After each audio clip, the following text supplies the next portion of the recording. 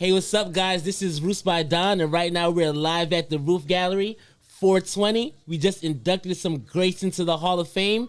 And who are the greats? Well, one is Becca Switzer. She turned the Roof Gallery into Switzerland. So give us a little, how do you feel about the event? I'm super excited to be here. Thank you guys so much for nominating me, first of all, and just recognizing what became my life's work unexpectedly.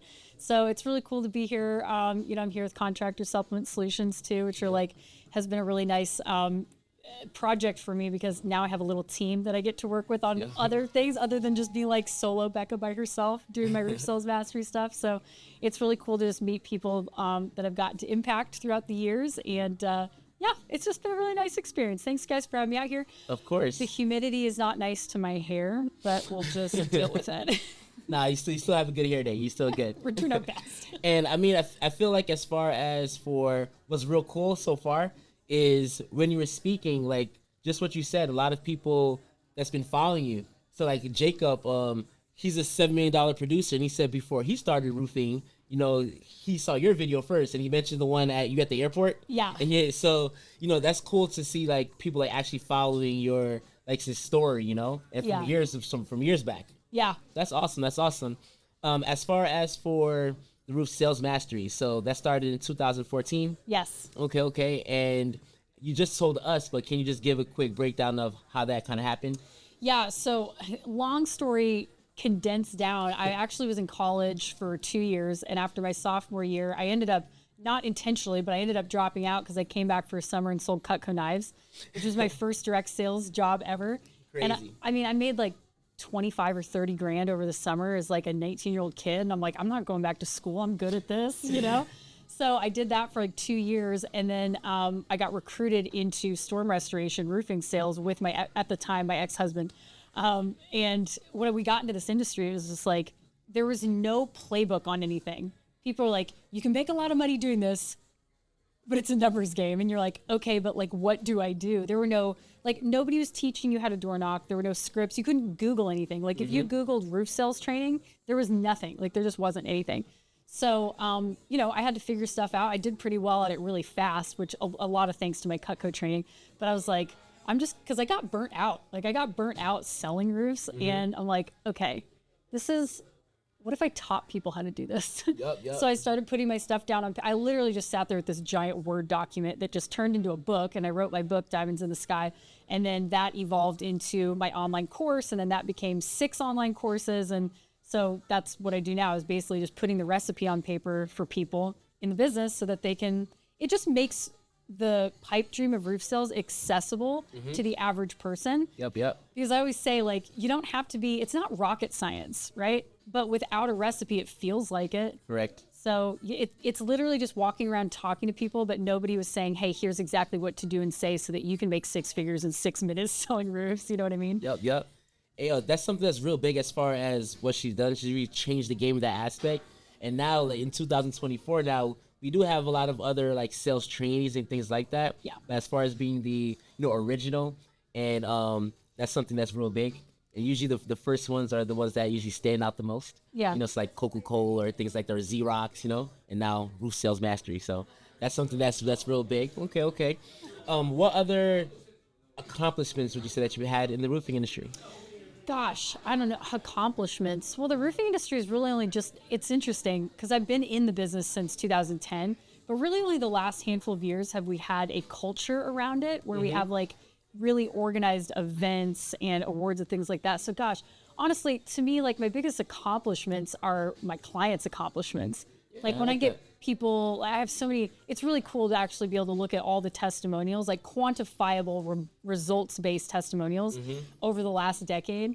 Those are my proudest accomplishments, because it's like it still shocks me. I'm like, holy shit, the stuff that I put together actually works and works to the point where it didn't just work for me. It's like it worked for the people that bought it, like took a chance on me, trusted me, invested in my system, followed it to a T, and got the results that I was promising that they would get. So that's my biggest accomplishment. I really think that's real good, and that's awesome, especially when you're seeing the success from other people, just like you said. So you get that like gratification, I guess. Yeah. I think that's awesome. As far as for, I know you said you worked in different areas. So you said you were Iowa plates, but Yeah. but you worked in Pennsylvania, like Yeah. the East Coast kind of area. Yes. What is your most favorite place to work in the United States, and the worst area? Gosh, well, man, so this is a mixed bag because Pennsylvania was a love-hate relationship. Like, I really cut my teeth in Pennsylvania, but I spent some time working a storm near like Harrisburg area, Mechanicsburg, like central PA, and then a different storm. I ended up on the like western Pennsylvania, like 45 minutes south of Pittsburgh, and the business was interesting there because the people are like not. There's no Southern hospitality. It's not the Got you. Midwest where people are like welcoming, you know. They were very, very standoffish and cold and skeptical. But I also still love that market because I realized there wasn't as much competition. It's not like Dallas, you know, where there's 10,000 roofing companies. Everywhere. Exactly. So there was a really high price per square. I really learned the game in Pennsylvania, and it was challenging in all the right ways for me to cut my teeth. I had to figure out, like, door knocking is hard enough when people aren't naturally friendly. And I had to do it with Iowa plates in a yellow Dodge Neon as a 21-year-old girl in the roofing business. Yeah. With people who were not exactly super welcoming to canvassers. So, Or roofers in general. roofers, yeah, it was like a whole new concept to them too. This wasn't like a huge store market where they kind of knew the game. Like, there was a lot of extra sales that were taking place, like just convincing people of the opportunity to like get their house flipped for 98% off, you know? And then I worked in St. Louis, and this is actually an interesting one that sticks out. So there was an area of town in St. Louis called Dogtown, and they were like lower income homes, right? They're tiny. I mean, the roofs in there were literally 11 to 14 squares. Like, Gotcha. nobody was working there. We had this huge storm that came through. Nobody would go work there. And everybody's excuses were the houses are too small and people aren't going to be able They to don't have the afford their money. deductibles. Yep. And they're going to keep the insurance checks. I went in there and I was like, what I see is aluminum siding, a shitload of these giant metal awnings. I knew those were thousands and thousands of dollars. And I'm like, it's $1,000. Like, these people, I'm seeing motorcycles in some of the driveways. They all have 60-inch screen TVs. So I just didn't buy that. And I went in there. Nobody else touched that neighborhood. I owned that neighborhood. And I was getting like $30,000 claims out of there because I had awnings and I had aluminum siding. But everybody else just like prejudged the neighborhood. So Yeah. that's just an example of, it's a bit of a sideways way to answer your question. But those are things that stick out to me about what I've liked and the challenges I faced in different areas that I've worked. And I like the answer. Yeah. Because it kind of gives us more in-depth detail. Yeah. Okay. Sounds good. As far as for conferences, so you've been to a lot of conferences in the roofing industry, Yeah. Events, things like that. What would you do different? Or what do you think is missing, you know, like a golden nugget, so to speak, that we can add or take To away? different conferences, like to other people's conferences? Yeah, you know, there's Wind the Storm, there's Yeah. RoofCon, Roofing Insight has their roofing process. Right. Just a bunch of different ones. I think so. One of the best ones that I've gone to almost every single year has been Dmitry Lipinski's for Okay. Roofing And Process you said this was Conference. his last one though, right? He did, but maybe, who knows? You're right, you're It right. might have been, it might for real be the last one, or maybe he just didn't Says do that. and coming up. But the reason I like that one is it kind of has blended all of the things that people like. Like, there's entertainment, there's contests, there's abilities to win prizes. They do arm wrestling contests, Got you. fitness, stuff like that. But the focus on really good keynote speakers is high, Mm-hmm. and it's well organized. Like, you get good content, you get good breakouts, but the main stage is focused. Like, the crowd is there. Some of the conferences that you go to are too scattered. Like, the speakers don't get as much. They don't get the attention because everybody's everywhere. Nobody knows you're speaking. Yeah, because the expo ends up being the primary focus, and people don't have like the schedule. So that's the biggest thing, I think. People go to these things to network a little bit, but it's also like you want to be able to leave with at least one or two like actionable gold nuggets, and that comes from listening to the speakers. So you have to have people who come and speak, and not just conceptual motivational BS. We love that, right? But we also leave with like a motivational hangover. Yeah, exactly. Where like when you're in your chair there with your notebook and your pen, you're like, yeah, I'm gonna go and do $10 million more than I did last year. And then you get home and you don't have anything to take to workshop when you come home. Correct. So having speakers that have like actionable content, I think, so that even if it's just one or two things that somebody can take home and do to get results right away, that's the primary focus. I love that. Yeah. Okay. Sounds good. And I see like most things like you said with Dimitri's was like the interactive stuff. Yeah. It's like the prizes stuff. It just makes it like more fun. Yeah, it's fun. Everybody gets it. You know, there's a little bit of competition. There's good opportunities for making content, stuff like that. I like that. I like that. Okay, okay. And really with this, we want to keep it nice and short and sweet. We want to keep it on the induction, and you're not nominated. You won. Oh, you got it. Yeah. So you're the winner. Thank you. No problem at all.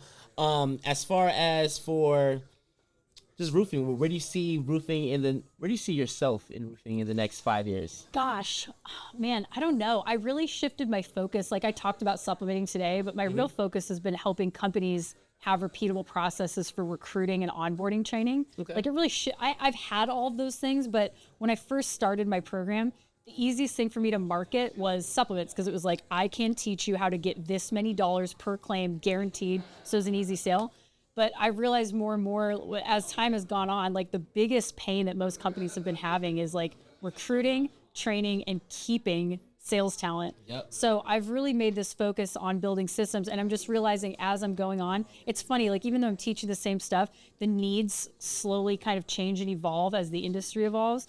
So whether that's like helping contractors understand the W-2 1099 thing, like what does that mean? Okay, well, we help them understand how that's going to look within the framework of my system, or teaching them how to solve pain points, like how to pay people so that, because, you know, like in our business, somebody might come and sell 10 contracts today, but they're not going to see that money for 6 weeks. Yep. Showing them how to solve that problem, showing them how to not have to take one person by the hand for 6 weeks and do ride-along training, and then they fizzle out and quit, and then they're burnt out, and they have to go do that with the next person and take a risk. So I'm really just focused right now on helping people make everything a repeatable process so that they can treat their business more like a McDonald's, right? Where it's like the system is what runs the show. It doesn't matter who comes and goes.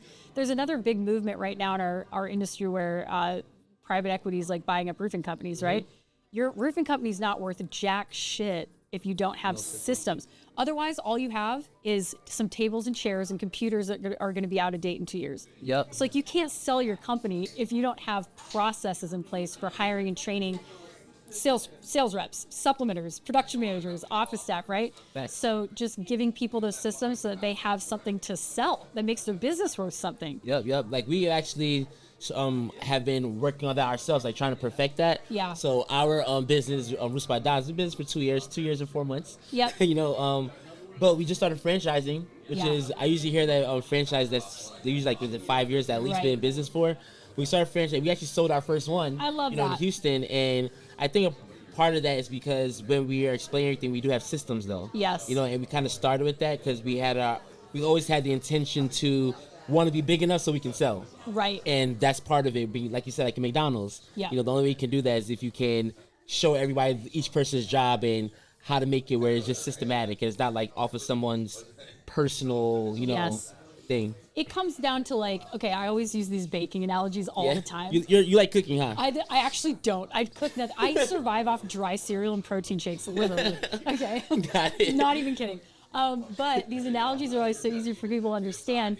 If you don't have the recipe on paper, right? Yeah. Then the people that you hire for your bakery, when they come in, you have to be like, do you know how to bake? But if you have the recipe, you can hire almost anybody. And the question is no longer, do you know how to bake? It's, do you know how to read?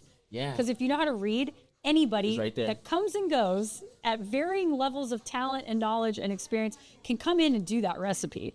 So that's the whole point with your roofing company. It's like, what do you guys have the SOP for your supplementer on paper? Is there a class that they can take in-house to do that? Your sales reps, do they know how to generate leads and handle objections and close? Or are you relying on finding those unicorns that you hire that you're just like, is this going to be the next LeBron James of sales in my company? Like, that's not a way, you can't scale, but that's luck. Luck can run out and it can change, you know? And even if you do find somebody that just naturally out of the box shows up and they can do it, they might leave next year. Another company might scoop them up. They might move to Tibet and become a monk. you don't know what's going to happen. Right. So the system is what you rely on instead of the people. That's where companies get a backbone. I love that. Where can we sign up for Roof Sales Mastery? Well, you can visit roofsalesmastery.com. You can always email me. That's usually what people do. So Becca, BECCA @roofsalesmastery.com. And I usually do like Zoom consultations with people who are ready to discuss program enrollment and all that jazz. So we're gonna do a consultation with you. Love that. I would love to. Yes, let me make you my next raving testimonial. Hey, that's gonna be cool. Okay, and then side question. So we seen as far as for on Instagram, we seen that I forgot his name. Well, we forget his name, but we seen that he jumped in your DMs and he got shut down. You said that you hated. I didn't show his name. Yeah, forget the names. So at the end of the day, for our viewers, how can they get a successful take it by jumping in your DMs? Oh, what can they do? What's the pros and the cons? Gosh, I don't even know if I have an answer. I'm like a Rubik's Cube. I'm hard to please. Definitely don't double, triple, quadruple text me. Facts. Okay. Just don't say, hey beautiful, hey sweetheart, hey. That's not gonna work. Hey beautiful. Yeah, if I haven't answered, I'm not gonna answer. So just see yourself out. No offense. God bless you. Good luck to you. Good luck. Yeah. Gosh, I know. Tempt me with sushi. Okay. That's a really good way. There Hey, you I'd go. like to take you out to sushi. Would you like to go on this day or this day? That would probably work for me. There we go. Yeah. So basically, we can't just say, hey, we gotta put more effort into it. I literally don't respond when people just say, hey, Becca. I just don't. I'm like, well, you didn't ask me anything. You didn't ask me anything. It just says, hey, Becca. And then I just look at it. I'm like, not answering. And then you can imagine how much people probably go in the DMs too. So bless their hearts. Hey, they're trying. Exactly. So that's cool. That's a sales tip right there for you. So I feel like with relationships, or how that girl, so to speak, it's kind of like a sale. Yeah. In itself, it kind of feel like goes hand in hand. Yes. So the same thing like with the homeowner, you have to do a little extra, as far as to get the sale. Pay attention to their individual needs, and then you got it. Yes. Yeah. Make it personal and ask for the order directly. Why are you messaging me? Exactly. Yeah. I like it. Hey, so we got some roof tips. We got some relationship tips. And we on the scoop right now with Becca Switzer. Again, the Roof Gallery of Switzerland. Hey. Love that. Thank you so much for having me on. Thank you. Appreciate you. Hey, that was awesome. Thank you.